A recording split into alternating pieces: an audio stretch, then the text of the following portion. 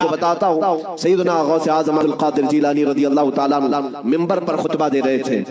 بڑا مجمع 70,000 کا مجمع منبر پر جب خطبہ دے رہے تھے عین خطبے کے دوران چھت پر سے ایک نہایت ہی کالے قسم کا سانپ نمودار ہوا جس کی ہیبت ایسی تھی کہ مجمع میں سے لوگ ادھر سے ادھر ہونے لگ گئے. اس سانپ کی دہشت سے لوگ گھبرا گئے لیکن وہ سانپ چھت سے اوپر سے آتے آتے سیدھے سرکار غوث پاک کے کندھے پر آ گیا. غوث پاک کے کندھے پر آ گئے نہایت ہی کالے قسم کا زہریلا سانپ جس کو دیکھ کر مجمع منتشر ہو رہا. غوث پاک خطبے میں مصروف ہیں اور اس کے بعد وہ سانپ آپ کے گردن سے آپ کے جبے میں داخل ہوا, آستین میں گیا, سینے پر آیا, دوسرے آستین میں گیا, گردن میں آیا. اس کے بعد تھوڑی دیر کے بعد وہ واپس ادھر ہی گیا. غوث پاک کے ایک جملے میں بھی لغزش نہیں ہے, خطبہ جس طرح چل رہا تھا اسی طرح چلتا رہا. اور اس کے بعد اس سانپ نے فصیح عربی میں آپ سے کلام کیا, کہا ہے عبد القادر میں آزمائش کے لیے آیا تھا, اس سے پہلے میں نے کئی لوگوں کو آزمایا, ان کے یا تو زبان میں لکنت آ گئی, یا تو پیر ہل گئے, یا تو پھر اپنا بیان چھوڑ دیا, لیکن تمہارا حال تو یہ ہے کہ ایسا لگتا تھا کہ تمہارے جسم پر کوئی چیز آئی نہیں. غوث پاک رضی اللہ تعالیٰ عنہ مسکرائے, خطبہ جاری رکھا. لوگوں نے پوچھا غوث پاک سے کہ یہ کیا تھا, اتنا بھیانک سانپ آپ کے جسم پر آیا, آپ کے جسم پر کوئی جنبش بھی نہیں, لغزش بھی نہیں. سرکار غوث پاک رضی اللہ تعالیٰ عنہ مخاطب ہوتے ہوئے ارشاد فرماتے ہیں میرا نام عبد القادر ہے, میں قادر کا بندہ ہوں. کس کا بندہ؟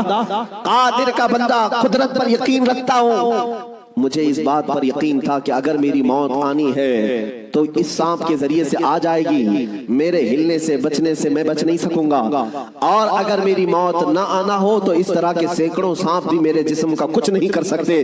موت و حیات کی قدرت صرف میرے رب ذوالجلال کے پاس ہے. میں اسی یقین کے ساتھ خطبے میں مصروف رہا. وہ تو امتحان تھا, ٹل گیا.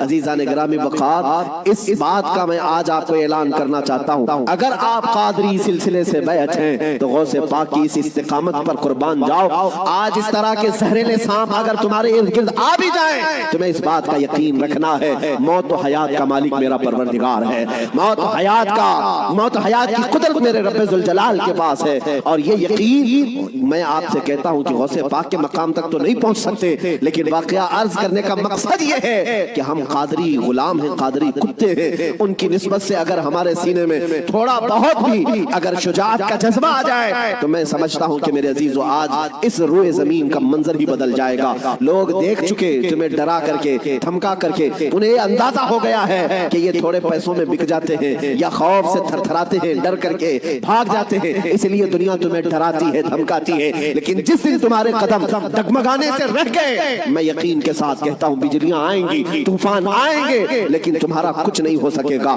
اللہ کریم تمہارے استقامت پر مدد نازل فرمائے گا, اس لیے کہ قرآن میں وہ کہتا ہے ان الذين قالوا ربنا الله ثم استقاموا تتنزل عليهم الملائكة. بے شک جو لوگ اللہ کو یہ کہتے ہیں کہ ہمارا رب ہے اور پھر اس پر جمے رہتے ہیں, مولا فرماتا ہے ان کی حفاظت کے لیے مولا فرشتے نازل فرماتا. جمے رہنا, استقامت, ڈٹے رہنا, یہ آج تمہاری ضرورت ہے میرے عزیزوں. طوفان آئیں گے, آندھیاں آئیں گی, لیکن یہ نہیں ہے کہ تم میدان چھوڑ کر بھاگ جاؤ. دیکھو موت تو آنی ہے, کسی ہاسپٹل کے بیڈ پر آئے گی یا گھر کی چٹائی پر آئے گی, کہیں نہ کہیں آنا ہے, یا کسی حادثے میں یا کسی بیماری میں. لیکن اگر قسمت سے موت اس حال میں آئے کہ میں میرے نبی کا پرچم بلند کر رہا ہوں, نبی پاک کی عزت کی بات کر رہا ہوں, اور اگر اس حال میں موت آئے تو اس موت کا کیا کہنا. میرے عزیزوں, بزرگوں نے فرمایا جو ناموس رسالت پر مر جاتا ہے, روح نکلنے سے پہلے وہ اپنے سرانے پر مصطفیٰ کریم کا دیدار بھی کرتا ہے.